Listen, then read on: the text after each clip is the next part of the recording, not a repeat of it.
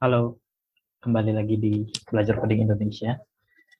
Hari ini kita mau lanjut lagi mengerjakan sertifikasi dari HackerRank. Kita lagi hot streak. Kita kerjain apa ya buat hari ini? Flash API bakal menarik, cuman kita start dari small dulu deh. Ada yang basicnya? Oh, nggak ada yang basicnya ya.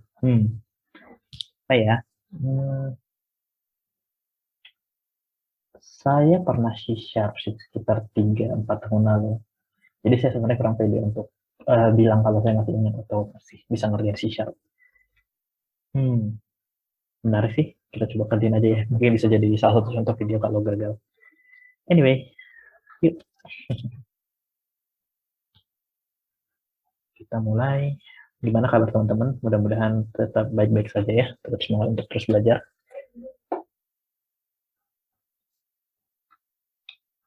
Oke, ada 2 pertanyaan, sekitar 60 menit. Kalau dilihat dari waktunya sih mungkin bebannya mirip-mirip dengan tes Go kemarin ya. Buat teman-teman yang belum sempat cek videonya, bisa dilihat di playlist HackerRank kita ya. Oke, ada tim interface dan node store. Oke, nih, saya kayaknya harus banyak-banyak googling. Anyway, kita mulai. Implement the headlines, class, dia punya team name, number of players, konstruktor.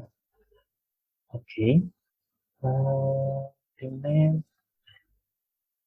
Oke, ada functionnya add player, lalala. Oke, sepertinya kita diberikan sebuah technical specification, terus kita diminta untuk mengimplementasikan. Nah, kita coba lihat dulu si kode stubnya, kode drivernya. Oke. Dia akan mengetes implementasi kita. Oke. Coba ya, konstruktor. Aku agak lupa seperti apa, tapi harusnya tim. Di sini kita ada oke, kalau dia para tipenya dulu ya. Dia minta timnya itu string. Lalu di sini ada number of player juga, itu ada integer.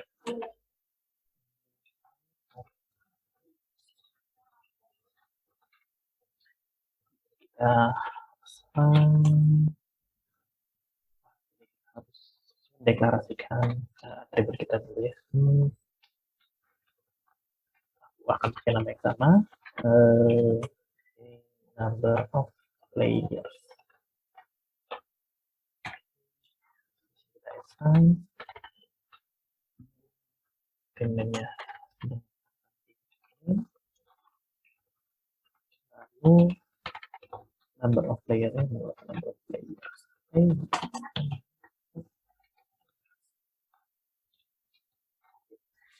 Itu konstruktor yang kita buat. Lalu kita diminta untuk mengimplementasikan add player. Lakukan ya terhadap player ya. Di sini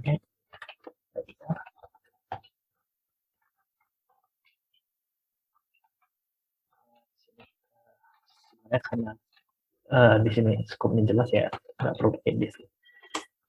Ini kita dapat account.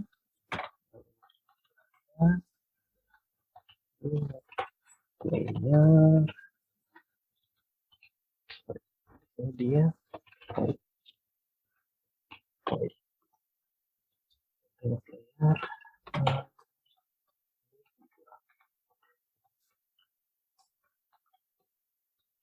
Kita asumsikan akunnya selalu valid ya, kita nggak ngerti akunnya sebuah bilangan positif atau tidak. Oke, kalau ternyata untuk remove ini kita harus menggunakan boolean.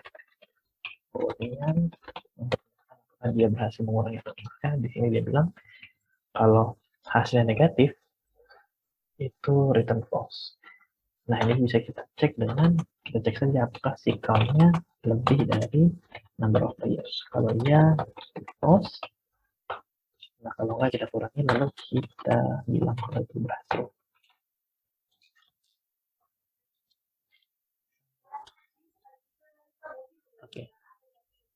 Sepertinya itu saja untuk timnya. Cukup sederhana. Ada hal menarik yang bisa dijelaskan nggak ya? Mungkin ya di sini penggunaan this, karena pada scope ini sebenarnya bisa jadi ambigu kan, nama tim ini apakah merefer kepada atribut dari si tim itu tersebut atau merefer kepada parameter dari konstruktornya sendiri. Di sini makanya kita harus menggunakan this.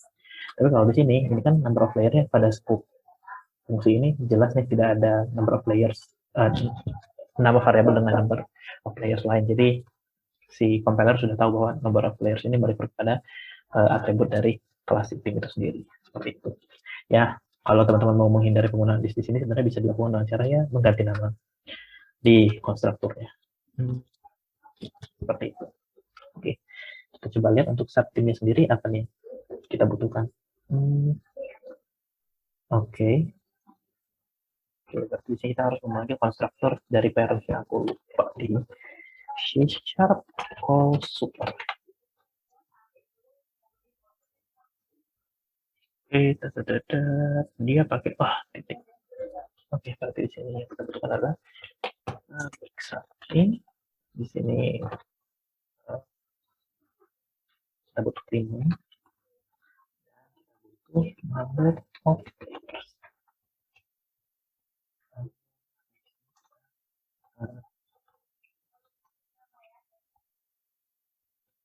Di sini mungkin teman-teman bisa dilihat ya. Mungkin teman-teman yang berangkat dari Java agak sedikit risih melihat. Kalau di Java kan ini biasanya menggunakan camel case dengan huruf kecil di awal ya. Kalau di C# sendiri biasanya sih menggunakan huruf besar. Jadi dia huruf kecil itu bisa digunakan untuk melambangkan kalau itu adalah private method atau atribut. Seperti itu. Ya, kembali ke bahasa masing-masing sih. Semua bahasa punya guidance masing-masing. Ini agak sedikit mirip dengan Golang ya, menggunakan huruf camel case dengan di awal, huruf kapital di awal. Oke, nah si ini sendiri punya metode tambahan nih. Dia ternyata kita bisa mengganti nama si tim. Nih. Di sini kita buat ini, lalu kita bisa karena si field attribute juga di inherit dari kelas parent ya, ini bisa kita langsung ganti dengan name seperti itu.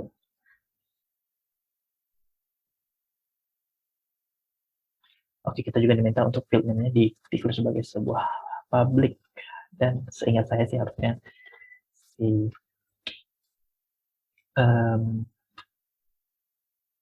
C# itu pada dasarnya kalau tidak di-define itu akan di-reverse sebagai public. Oke, kita coba run code-nya apakah ada kesalahan sintaks. Sepertinya ada. Tim is accessible. Oke, sepertinya ingatan saya salah. Ini kita spesify sebagai public ya. Oke, compile successfully. Dia tidak bilang apa ini, sampai 2551. Kita geser dulu panel zoom-nya. 2551 new team. Sepertinya sudah sama. Kita coba test case-nya. Oke, semuanya berhasil. Jadi saya pikir kita sudah berhasil memenuhi teks spek yang diberikan di sini ya. Kita submit. Kita beralih ke soal berikutnya. Oke, store. Kita menggunakan store. Oke. Statement name, valid state completed, active. Oh. Oke. Menarik. Oke. Saya ingin lihat startnya dulu, apakah dia sudah punya kelas node.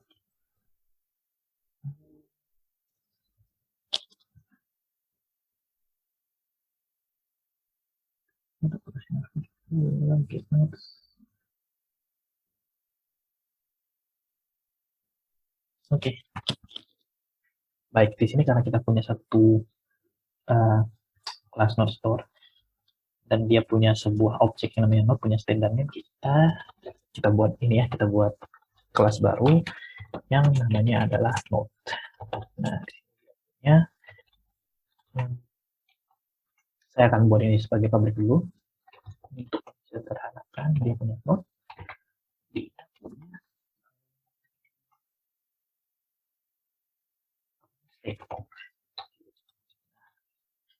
Ini si public class ini sendiri dia memaintain sebuah collection of nodes. Nah, di sini kita bilang bahwa di sini collection, saya lupa, kita buatnya sebagai list ya. Oke, kita tuliskan list dari si node sebagai nodes. Nah, kita ada konstruktor, jangan lupa kita harus menginisialisasi si list node itu sendiri. Array list atau list.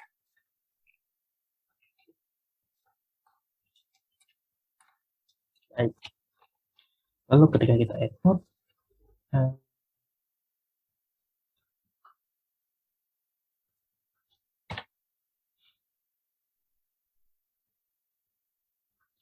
di sini kita harus melakukan pengecekan kalau misalnya si state-nya empty ya. Kita pernah ada empty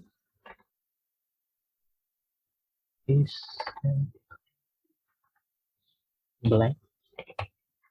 Kita cek state adalah enggak. Oke, kalau dia kosong, kalau exception.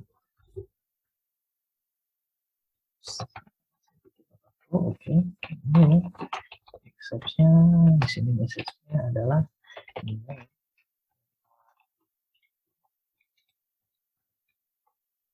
Tuh, validasi pertama, lalu validasi kedua adalah itu adalah name yang kita cek ya. Lalu kita state-nya harus valid.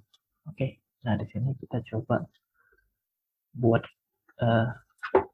tetap bantuan yang mana kita akan mengecek apakah is valid, gitu. Kita cek apakah sistem itu valid atau tidak.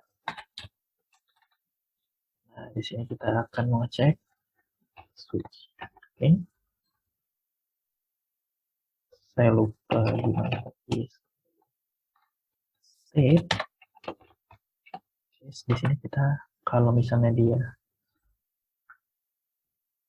kenapa saya menggunakan switch, karena dia sebagai apa ya, kode lain untuk if, pengecekan if bertahap. Di sini saya akan menuliskan case-case yang valid, yaitu ada completed, ada aktif, dan ada others. Mungkin kalau misalnya boleh diganti, ini mungkin lebih baik kita menggunakan enum untuk merepresentasikan nilai-nilai ini. Cuman kita gunakan string saja.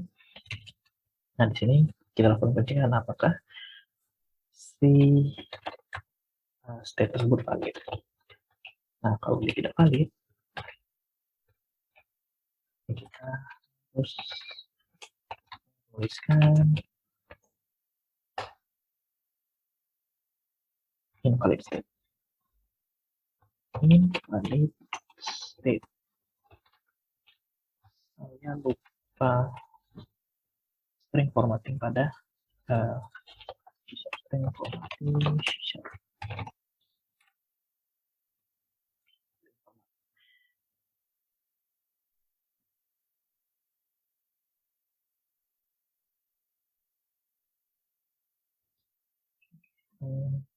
seperti ini. Kita bisa menggunakan string format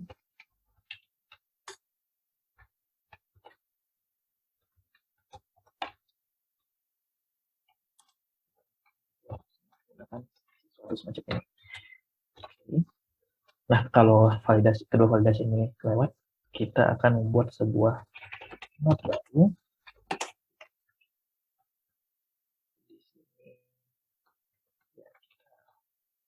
Buat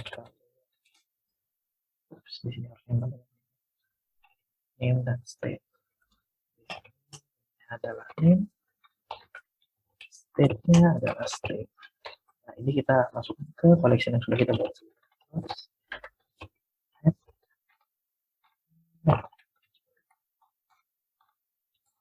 Oke.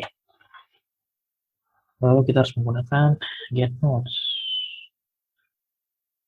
Order, oke. Nah, di sini salah satu fitur C Sharp. Dia jadi kayak ada functional like method untuk melakukan map, reduce, filter, atau find pada collection object. Di sini jadi kita ingin mengembalikan list of strings. Nah, di sini yang perlu kita lakukan adalah oke, kalau stringnya tidak valid, kita ingin throw exception. Nah, di sini kembali, ini saya masuk ke sini. Nah, lalu di sini saya harus mengembalikan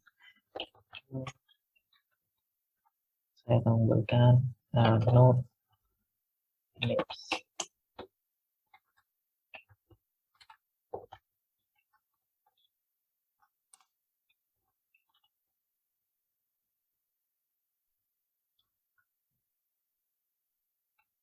String besar atau string kecil ya? Anyway, node names yang akan dikembalikan ya. Ini saya ingin mengasih node names dari collection kita ya. Ini yang perlu dilakukan, kita harus memfilter. Yang kira-kira perlu kita lakukan.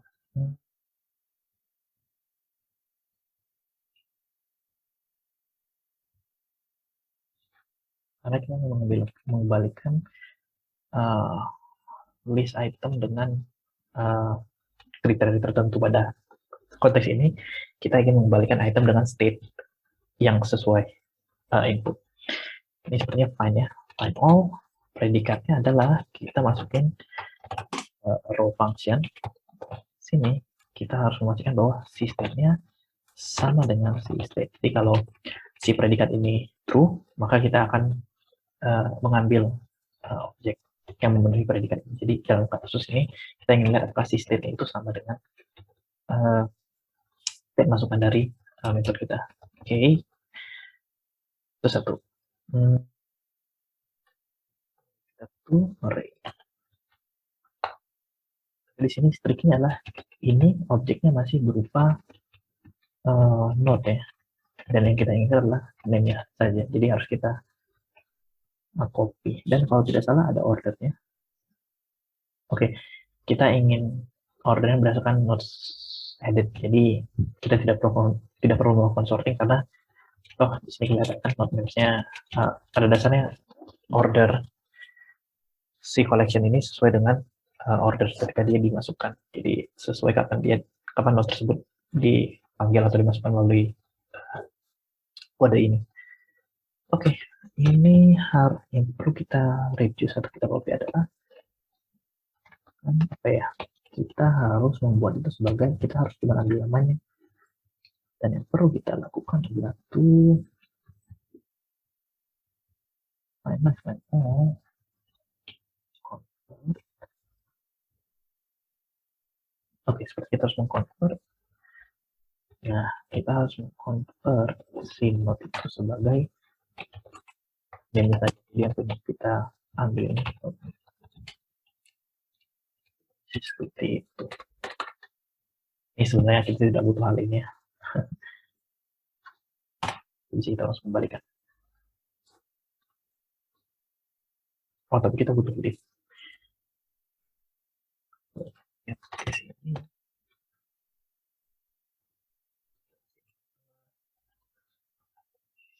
Sharp collection. Oh.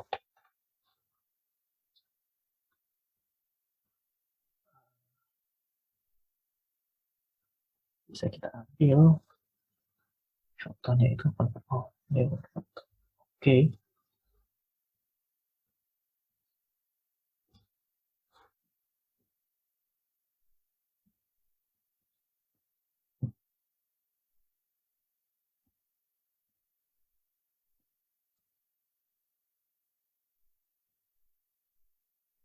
Oke. Di sini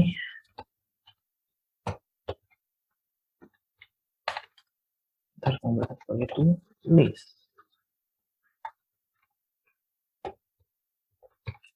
Ada nggak ya? Kita coba lagi deh.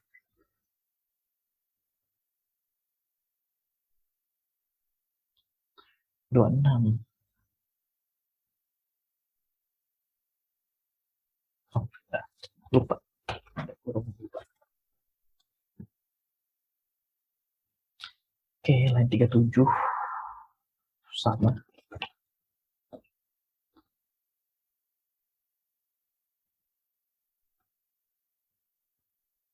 Oh, ternyata tanpa harus kita tulis dia udah jadi list. Pantas tidak ada metode tulis ya. Oke, nah, ini karena udah balikannya udah list sebagai string.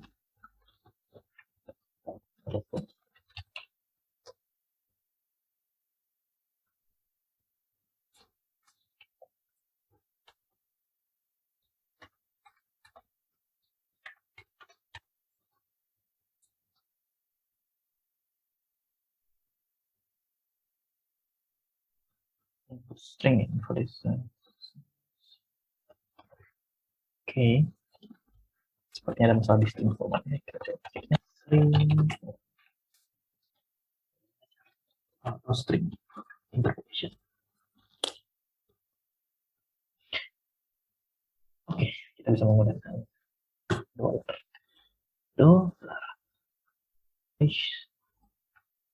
Saya akan menghapus ini.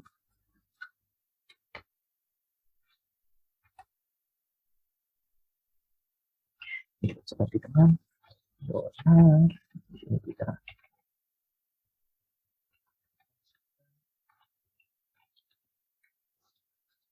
yang namanya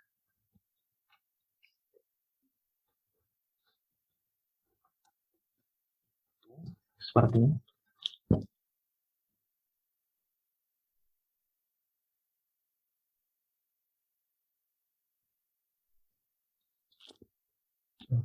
Seperti di sini harus ada slash supaya dia bisa membedakan mana yang sebagai pembungkus si variable name-nya atau benar-benar sebagai tanda kurung. Karena di sini kan tanda kurung dia butuh tanda kurung deh. Listing. Oh, dia tidak butuh tanda kurung. Dia tidak masalah di sini.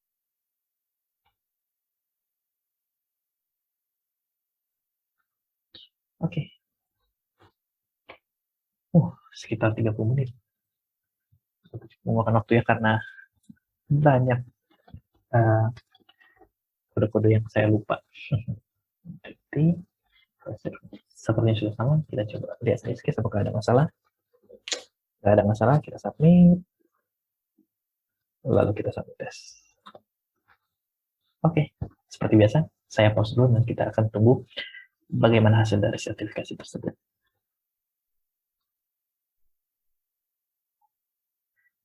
Oke, kita berhasil nih menyelesaikan tes C# Basic-nya. Sebenarnya tesnya lumayan sederhana ya, cuman mungkin ada lupa masalah sintaks dan segala macamnya. Ya, mudah-mudahan bermanfaat dan kita jumpa lagi di video berikutnya. Dadah.